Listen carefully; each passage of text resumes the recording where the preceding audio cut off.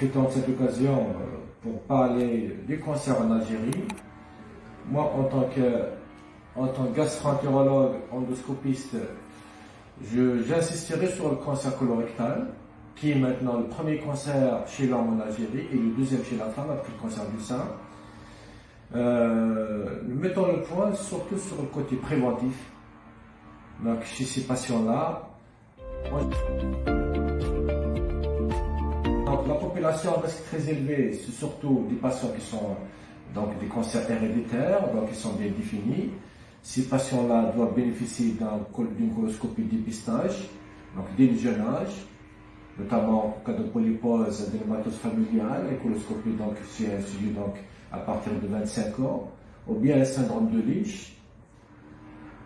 La population à risque élevé en cas de maladie inflammatoire, également, il y a indication des coloscopies après un certain délai donc, de maladie, notamment dans les formes coliques étendues, donc des coloscopies à partir de la 8e année d'évolution, ou bien quand il y a une notion de polype déjà résiclé chez la personne, ou bien deuxième degré chez les parents, les frères et sœurs, ou bien les parents, ou bien de cancer. Ces patients également doivent bénéficier d'une coloscopie de dépistage.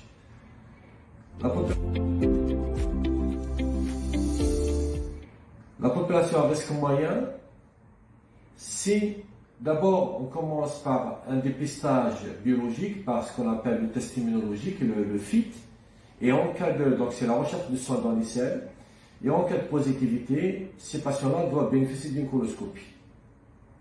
Donc là, on est sur le côté dépistage, donc, qui concerne les trois populations, risque moyen, risque élevé, risque très élevé.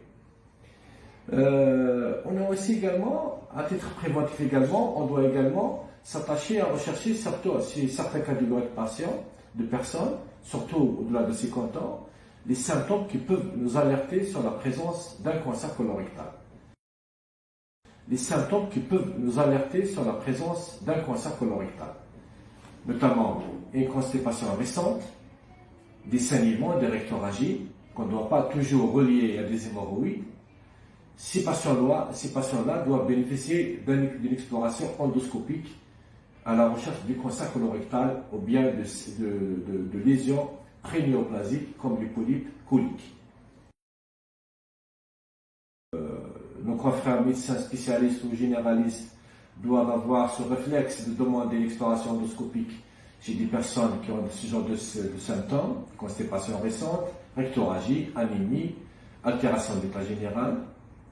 Et l'endoscopie également doit être faite également rapidement avec une exploration complète du côlon.